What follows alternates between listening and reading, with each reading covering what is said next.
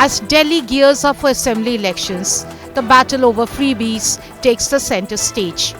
The Aam Aadmi Party and the Bharatiya Janata Party are locked in a fierce war of words over the Atishi government's women direct cash transfer and health insurance schemes. On Wednesday morning, Delhiites woke up to scathing newspaper advertisements issued by the Delhi Health and Women Development Departments.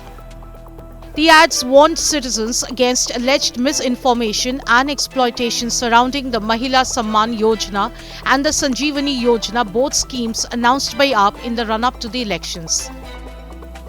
The Department of Women categorically denies the existence of the Mahila Samman Yojana, which promises 1,000 rupees per month for women earning below the taxable income threshold. Similarly, the Health Department rejected claims about the Sanjeevani Yojana offering free health coverage for senior citizens aged 60 and above in both government and private hospitals. The ads warned citizens against providing personal information, signing documents, or giving thumbprints for these schemes. Reacting strongly, AAP claimed that the overwhelming public response to these schemes had rattled the BJP. कल रात तक लगभग 12.5 लाख महिला सम्मान योजना में registration हो चुके थे और 1.5-2 लाख बुजुर्गों के रजिस्ट्रेशन हो चुके थे।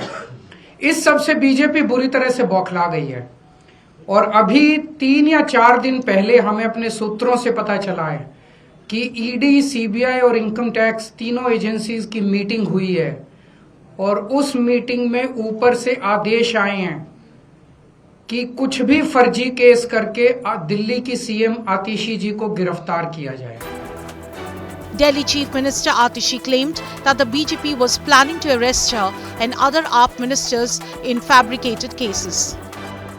मुझे पूरा भरोसा है कि अगर इनकी एजेंसियां मुझ पे झूठा केस करती हैं, मुझे गिरफ्तार करती हैं, आखिरकार सच्चाई सामने आएगी। मुझे इस देश की न्याय व्यवस्था पे पूरा भरोसा है। The BJP meanwhile sharpened its attack on AAP, calling the schemes fraudulent. आज अचानक 10 साल खत्म होने के बाद आप अगले आने वाले 5 साल के लिए अगर कोई स्कीम लेकर आते हैं बिना बजट प्रोविजन के, बिना कैबिनेट नोट के, तो वो फ्रॉड है, जनता के साथ धोखा है।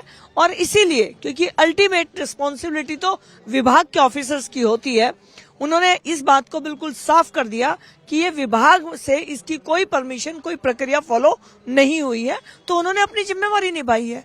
ये तो झूठ बोलने वालों को देखना होगा। अरविंद केजरीवाल क्यों दिल्ली की जनता को धोखा दे रहे हैं? आज चुनाव सर पर है तो आप सड़क पे खड़े होकर कुछ भी झूठ बोलेंगे? आपको ये बात समझनी पड़ेगी कि सरकार कानून के हिसाब से चलती है। अगर आपकी कोई योजना कागजों पे है नहीं, आपने कुछ किया नहीं है, तो फिर आप क्यों इस योजना का ढोलक के गले में पीट रहे हैं? The Aam Aadmi Party's ally at the national level, the Congress, also criticized AAP's announcements. 500 crore रुपए प्रति वर्ष ये एडवर्टीजमेंट पे खर्च करते हैं और हम लोगों ने कैलकुलेट किया है कि इससे 2,31,481 घरों में चूल्हे जलाए जा सकते थे, फ्री इनके गैसेस दिए जा सकते थे, 1 साल का पूरा हम लोग कर सकते थे अगर इतना ही पैसा लोगों को हम देते कि आप यहाँ पे गैस कनेक्शन या गैस सिलेंडर्स आपको दिया जा सके। With the elections drawing closer, the tussle over freebies is set to intensify.